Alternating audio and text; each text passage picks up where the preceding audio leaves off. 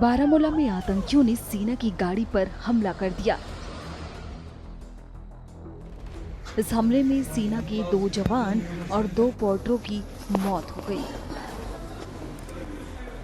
वहीं सेना का ऑपरेशन जारी है। वाहनों की चेकिंग की जा रही है। इस बीच एक पोर्टर का शव उसके घर नौशेरा पहुंचा, जहां उसके घर में मातम पसरा है। घर वालों का रो रो कर बुरा हाल है।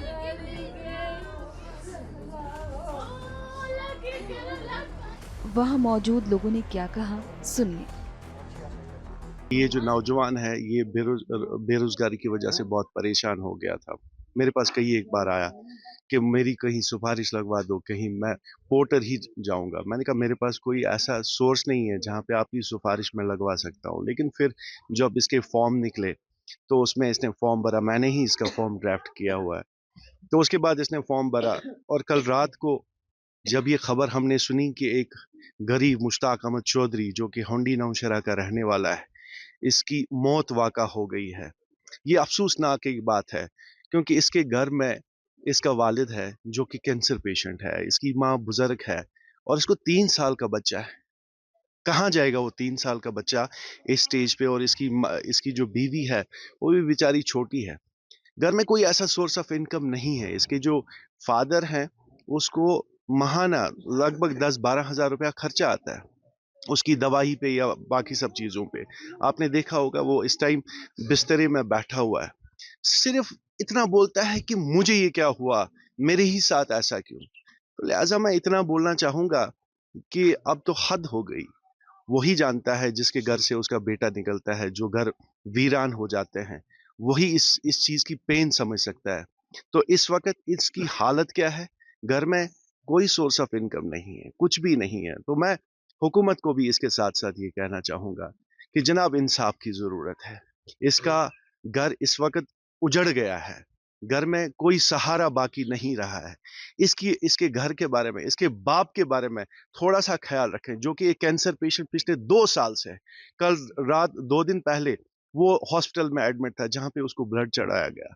तो मेहरबानी करके इंसाफ करने की ज़रूरत है, और क्या बोल सकते हैं, क्योंकि ये ऐसा ही सानिया है। ऐसे वाक़ात नहीं होने चाहिए थे, जो हर रोज़ हो रहे हैं। पिछले 1 हफ़्ते में आपने देखा कि कितने वाक़ात हमारे कश्मीर में कश्मीर में हो गए। एक बहुत ही गरीब तबके से ये वाबस्ता है और इस फार्म के लिए तकरीबन 1 साल का इंतज़ार करते हैं ये लोग, फिर ये फार्म निकलती है। ये कोई परमानेंट नौकरी नहीं होती है, लेकिन 6 महीने घर चलाने के लिए थोड़ा बहुत ये थोड़ा-सा इनकम सोर्सेज़ बन जाता है इनका। और ये कल शाम को जब ये दुखद खबर हमने देखी कि हमारे गाँव का मेरा चचेरा भाई मुश्ताक अहमद, इसकी डेथ हो गई है, तो कल शाम से ही हम यहाँ पर आए हुए हैं और अभी तक हम इसी इंतज़ार में हैं। तो अभी तक इंतज़ार था कि शायद ज़िंदा ना हो।